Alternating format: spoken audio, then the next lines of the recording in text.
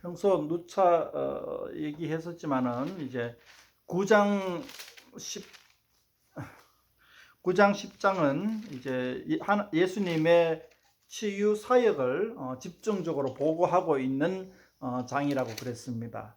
9장 10장에서 이제 치유 사역을 집중적으로 보고하고 있는 그 이유가 마태복음의 구조상 그렇게 이제 되어 있는데 11장 5절에 보면은 우리가 확실히 알 수가 있습니다. 11장 5절을 천천히 한번 봅시다. 맹인이 보며 못 걷는 사람이 걸으며 나병 환자가 깨끗함을 받으며 못 듣는 자가 들으며 죽은 자가 살아나며 가난한 자에게 복음이 전파된다 하라. 이 말씀을 이제 보면은 이미 예수님의 사역을 인해서 이루어졌잖아요. 그게 이제 9장 10장에서 보고하고 있는 겁니다. 9장 10장에서 일어난 이 모든 사건들이 8, 9장이죠. 8, 9장에서 일어난 모든 사건들, 그리고 10장에서 제자들에게 예수님과 똑같은 사역을 행하는 그런 이제 일들이 사실상 이사야에서 예언한 사실들이 성취되고 있다는 것을 보여주는 것입니다. 그러나 예수 공동체의 이 큰 그 현상이 사실상 이사야에서 예언한 메시아 왕국의 회복의 징조로 이사야가 예언한 그 예언이 성취되었음을 보여주는 겁니다. 이 11장 5절은 이사야서에 여러 군데서 따왔는 겁니다. 한 곳에서 딱 따온 것이 아니고 여러 군데서 따왔는데 찾기가 조금 힘드니까 제가 한번 읽어보겠습니다. 먼저는 이사야 26장 19절입니다. 제가 읽을 때에 11장 5절 한번 비교해 보시기 바랍니다. 이사야 26장 19절 주의 죽은 자들은 살아나고 그들의 시체들은 일어나리이다. 뒷글에 누운 자들아 너희는 깨어 노래하라. 주의 이슬은 빛난 이슬이니 땅이 죽은 자들을 내어놓으리다. 그리고 35장입니다. 35장 5절 그때에 맹인의 눈이 밝을 것이며 못 듣는 사람의 귀가 열릴 것이며 그때에 저는 자는 사슴같이 뛸 것이며 말 못하는 자의 혀는 노래하리라. 그리고 61장 1절입니다. 주 여호와의 영이 내게 내리셨으니 이는 여호와께서 내게 기름을 부어서 가난한 자들에게 아름다운 소식을 전하게 하려 하심이라. 나를 보내사 마음이 상한 자를 고치며 포로된 자에게 자유를 갇힌 자에게 노임을 선포하며 이런 어떤 이사야서의 전체적인 부흥의 예언 메시지를 갖다가 예수 공동체가 실현했다라는 것을 보여줍니다. 세례 요한의 제자들이 세례 요한으로부터 보냄을 받아가지고 메시아의 왕국의 회복이 당신으로부터 옵니까? 라고 물어봅니다. 아니면 우리가 다른 사람을 기다립니까? 이렇게 물어봤을 때에 예수님이 적답을 피하고 이렇게 대신 이사야 예언의 성취를 이야기해 줍니다. 이 이사야 예언의 성취 11장 5절의 내용이 바로 8, 9, 10장을 통해서 이렇게 성취되었음을 보여주고 11장 5절을 이제 얘기하는 겁니다. 그래서 우리는 이제 이 8, 9, 10장의 내용과 11장 5절의 내용을 11장 5절의 그 요약을 우리가 잘 구도를 이해하고 있어야 됩니다. 즉 예수님이 새롭게 이제 새 시대가 열릴 때에 그러한 여러 가지 징조들을 보여주고 있다라는 것을 이야기합니다. 맺힌 김에 나아가서 예수님이 이제 세례 요한의 이야기와 자신의 이제 이야기를 합니다. 먼저 이 세례 요한의 그 구도를 우리가 좀 살펴봐야 되는데 11장 1절에서 14절까지가 이제 그 세례 요한의 이야기가 나오고 그다음에 14장에 가서 세례 요한의 죽음의 이야기가 나옵니다. 그러니까 이 11장부터 14장 세례 요한의 이야기와 죽음의 그 안에서 우리가 어떤 마태복음의 한 단락을 이루어져 있다고 살펴보면은 그 내용이 뭐냐 하면은 이제 그 세대 교체, 세례 요한과 예수님의 세대 교체가 일어나고 단속성과 연속성을 갖다가 쭉 이야기하고 있는 것을 살펴볼 수가 있습니다. 먼저 11장 1절에서 14절까지를 보면은 이제 세례 요한과의 연속성과 단속성이 나타나는데, 연속성은 이제 뭐 우리가 잘 알고 있는 것처럼 12절에 세례 요한의 때부터 지금까지 천국은 침노를 침노하는 자 빼앗느니라. 그러니까 이 하나님의 나라가 세례 요한 때부터 쫙 이렇게 이제 영역을 넓혀 간다라는 것으로 우리가 살펴볼 수가 있고, 그 다음에 세례 요한은 이제 선지자 시대의 끝이다. 그리고 이제 이제 천국에서, 그러니까 하나님의 나라, 이제 예수님, 여기 천국에 11절에 보면은 천국에서는 극히 작은 자라도 그보다 크니라 했는 그 천국에서는 이제 세례 요한의 세대가 아닌 예수님으로 인하여서 펼쳐지는 하나님의 나라를 이야기하는 거죠. 그곳에서는 이제 작은 자라도 세례 요한보다 크다라고 얘기하고 있습니다. 저는 이 구절에서 예수님이 좀 뻥도 심하지, 어떻게 예수님의 제자들이 다 세례 요한보다 크다고 할 수가 있느냐, 이렇게 우리가 생각해 볼 수가 있는데, 선지자 시대에는 분명한 특징이 있습니다. 선지자 시대에는 이 죄를 꾸짖습니다. 선지자는 죄를 꾸짖는 일을 합니다. 그런데 이제 예수님의 시대에는 죄를 꾸짖는 것이 아니라 사람을 회개케 합니다. 사람을 회개케, 사람이 뒤바뀌게 합니다. 죄를 꾸짖을 뿐만 아니라 사람이 돌이켜 오는 겁니다. 많은 선지자들이 죄를 꾸짖지만은 사람을 돌이키게 하지는 못했는데, 세례 요한이 유일하게 선지자 중에서 회개의 세례를 베푸는 선지자입니다. 그런데 이제 세례 요한이 이제 회개의 세례를 갖다가 베푸는 이제 처음이자 마지막으로 선지자였는데, 이제 천국의 제자, 예수 공동체에서의 제자들은 모든 제자들이 다 사람으로 하여금 회개케 할 수 있는 능력을 가지고 있다는 거죠. 그런 측면에서 이 천국에서의 그 제자들은 세례 요한보다 크다, 이렇게 이제 이야기를 하고 있습니다. 어쨌든 이제 이 세례 요한의 연속성과 단속성의 이야기를 하고 있는데, 한번 14장에 한번 가봅시다. 지금 벌써 14장 쳐다보고 왔다 갔다 하기엔 좀 미안한데, 한번 살짝 보면은 이 14장 1절에 그때 분봉한 헤롯이 예수의 소문을 듣고 그 신하들이 이르되 이는 세례 요한이라. 그가 죽은 자 가운데서 살아났으니 그러므로 이런 능력이 그 속에서 역사하는도다. 헤롯이 세례 요한을 죽였는데도 세례 요한의 운동이 계속해서 예수님을 통해서 일어나고 있다는 거죠. 그러니까 이제 이 헤롯의 그 14장에서 헤롯의 이야기를 가져옴으로써 세례 요한이 죽었다는 것을 알게 되고, 세례 요한의 죽음으로 인해서 이제 완전히 세대 교체가 되고 세례 요한의 운동이 또 이어받고, 그런 측면에서 이제 단속성과 연속성을 우리가 한번 생각해 볼 수가 있다는 거죠. 11장에서 14장의 내용들은 이제 세례 요한으로부터 바톤을 이어받은 예수 공동체의 활동이라고 이렇게 한번 살펴볼 수가 있습니다. 근데 이제 세례 요한의 공동체와 예수님의 공동체의 특징이 뭐냐 하면은 이렇게 이야기하고 있습니다. 15절에 귀 있는 자는 들을지어다 하는 게, 귀 있는 자는 들을지어다, 이거는 강조하는 말이죠, 그죠? 그러니까 앞으로 나오는 내용들은 중요하니까 잘 들으라, 이런 내용입니다. 16절부터 보면 이 세대를 무엇으로 비유할까? 비유하건대 아이들이 장터에 앉아 제동물을 불러 이르되 우리가 너희를 향하여 피리를 부르도 너희가 춤추지 않고 우리가 슬피 울어도 너희가 가슴을 치지 아니하였다 함과 같도다.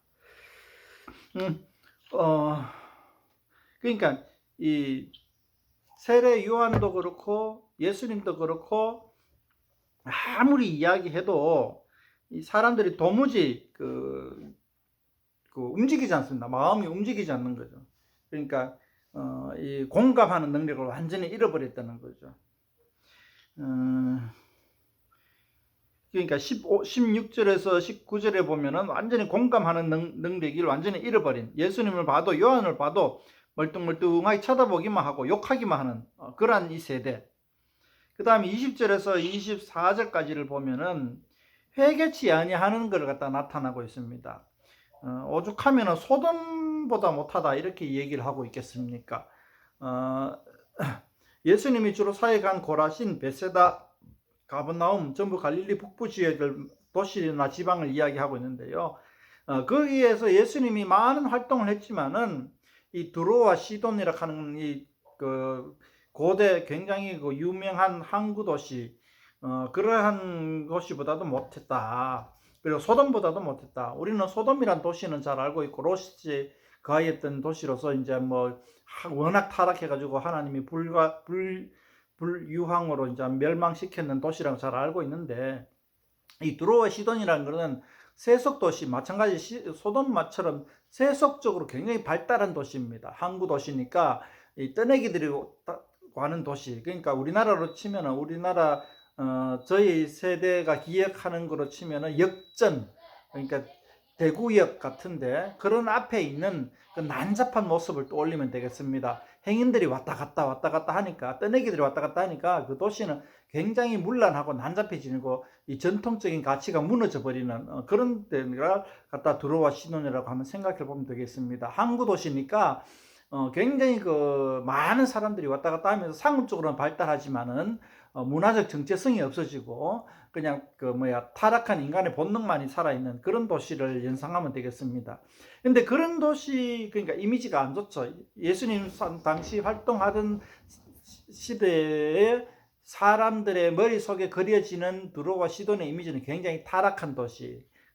근데 이제 그런 도시에서도 저희 앉아 회개했을 것이다. 예수님이 이만큼 이적을 베풀었으면은 그런 식으로 이제 고소라신과 베세다를 갖다가 이제 책망합니다.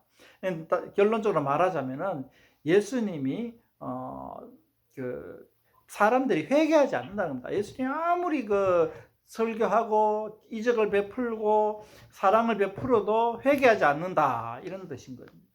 앞에 다시 한번 요점 정리하면, 앞에 부분은 사람들이 도무지 꿈쩍하지 않는다, 요동하지 않는다, 감정적으로 요동하지 않는다. 어린아이가 춤추지도 않고 슬퍼하지도 않고 멀뚱멀뚱 쳐다보기만 한다. 그리고 두 번째는 꿈쩍하지 않을 뿐만 아니라 도무지 예수님을 갖다가 보고 회개하지 않는다, 이런 이야기입니다. 그러니까 다시 한번 이제 11장 전체 이야기를 보면은 이 세례 요한의 사역과 예수님의 사역을 통하여서 천국이 이제 막 확장되기 시작해 나가는데 사람들이 꿈쩍도 안 하는 겁니다. 회개하지도 않고 마음에 요동도 안 하고 그런 겁니다. 근데 이제 그럼에도 불구하고 예수님이 마지막에 초청을 합니다. 28절부터 30절 이렇게 초청합니다. 수고하고 무거운 짐진 자들아 다 내게로 오라. 내가 너희를 쉬게 하리라. 나는 마음이 온유하고 겸손하니 나의 멍에를 메고 내게 배우라. 그리하면 너희 마음이 쉼을 얻으리니 이는 내 멍에는 쉽고 내 짐은 가벼움이라 하시니라. 사실 28절부터 30절까지의 말씀은 11장 전체 내용에서 좀 뜬금없는 말이 나오는 겁니다. 뜬금없는 말이 나오는데, 그러니까 조금 앞뒤 맥락의 연결성이 좀 부족하다는 거죠. 그러나 우리가 다시 10장에 한번 내용을 보면은 그 11장이 아까 뜬금없는 이야기가 이해가 되는데, 10장 내용이 뭐냐 하면은 제자들이 전도 사역을 하고 치유 사역을 나가는데 지난주에 말씀드렸지만 제자들이 거부를 당합니다. 그리고 핍박을 당합니다.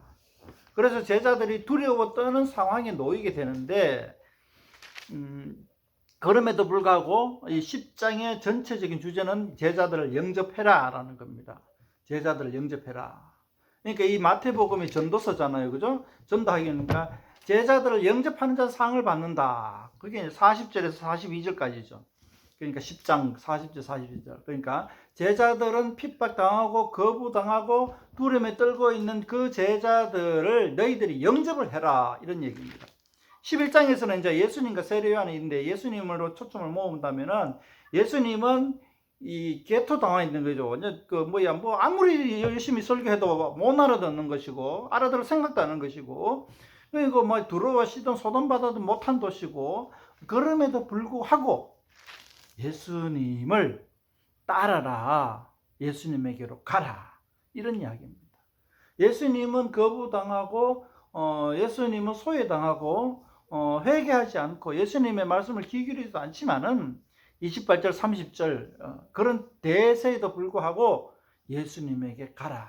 예수님은 겸손하고 또 예수님이 지어주는 멍에는 아주 쉬운 것이다, 이렇게 얘기를 하고 있습니다. 뭐 갑자기 예수님이 멍에가 얘기 왜 나오냐 하니까, 이제 예수님의 반대편에는 뭡니까? 바리새인과 사두개파로 나타나는 유대교잖아요. 이 유대교의 유대교 지도자들에게서 유대교 교리가 사람들에게 지우는 짐은 굉장히 무거운 겁니다. 지금 이슬람 사람들은 자기들의 종교로 인해서 지고 있는 짐이 뭡니까? 하루 3번 메카를 향해서 절을 해야 되고, 라마단 순례를 가야 되고, 또 금식 기간이 있어야 되고, 뭐 이런 것들이잖아요. 유대교는 그거 저리 가라 하고 그보다 더 많은 짐이 있단 말이죠. 지켜야 될 게. 근데 예수님은 그런 측면에서 나는 그런 짐을 너희들에게 지우지 않겠다. 그냥 내게로 오라. 그렇게 이야기를 합니다.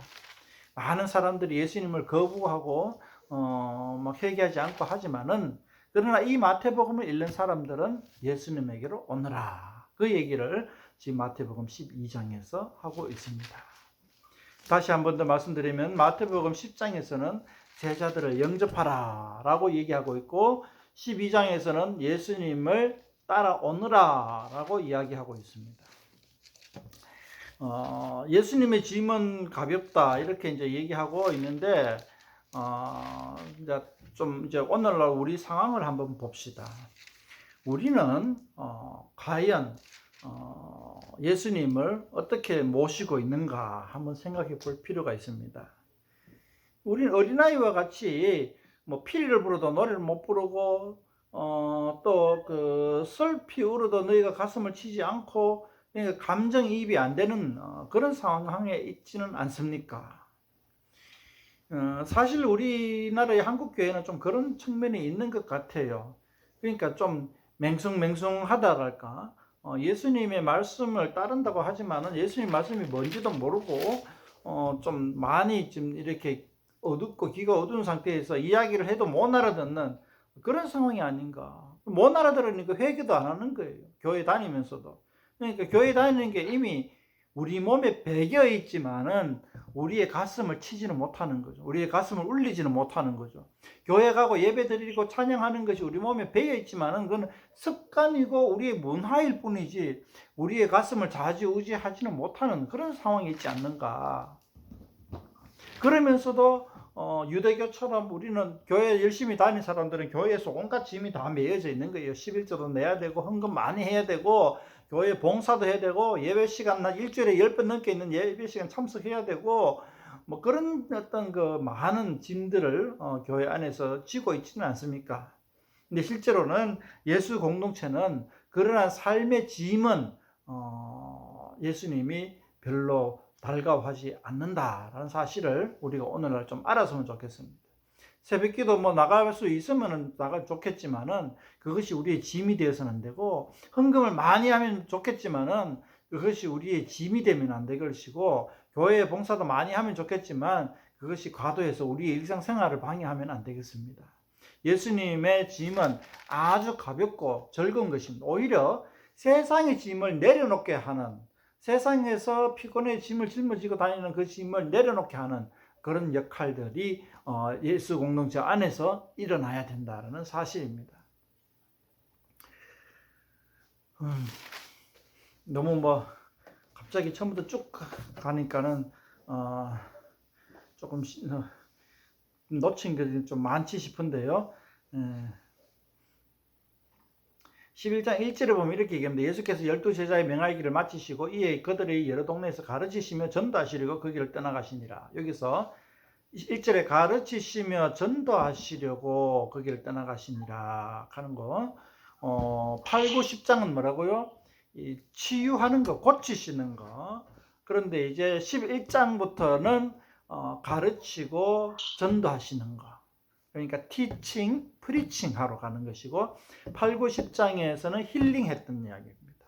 11장부터 어디까지 가냐? 제가 볼 때는 한 14장 그 세례요한의 죽음을 이야기한 에피소드까지가 아마 티칭과 프리칭의 장이 아닌가 이렇게 추정을 하는데, 조금 더 어떤 연구가 좀 필요한 것 같습니다. 일단 그렇게 추정을 하고 제가 말씀을 보고 있습니다. 그러니까 우리가 11장, 12장, 13장을 통하여서는 예수님의 가르침과 전도하시는 내용이 집중되어 있다는 것을 살펴볼 수 있으면 좋겠습니다. 그러니까 11장 내용에도 이제 제가 보면은 이제 많은 사람들에게 이제 예수님을 따라오너라라고 이제 초청을 하는 것이죠. 그런 어떤 전도하시는 거, 그런 사역에 지금 돼 있다라는 사실을 살펴보면 좋겠습니다. 뭐 말을 너무 많이 하고 해가지고 좀 그렇겠지만은 질문하실 거 있으면 하시고 또 궁금한 거 있으면 물어보시고 그러면 좋겠습니다.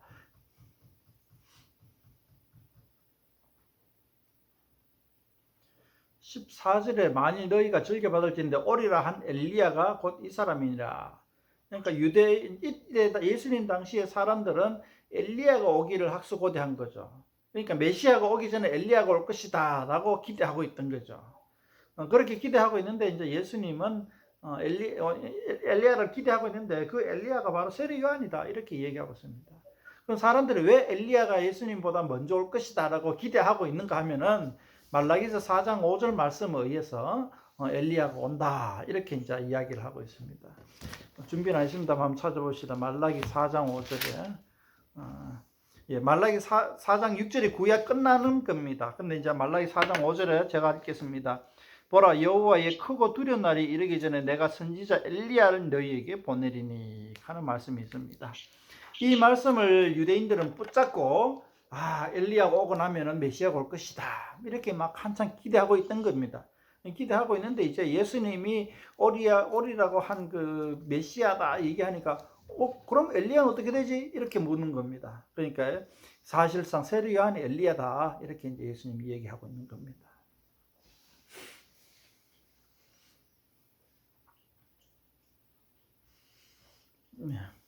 이제 우리는 이제 그 예수 공동체 안에서 어떤 종교적인 짐을 갖다가 우리는 벗어버릴 수 있을 뿐만 아니라 세상의 짐도 예수 안에서 벗어버릴 수 있는 그런 놀라운 은혜가 있기를 간절히 축원합니다.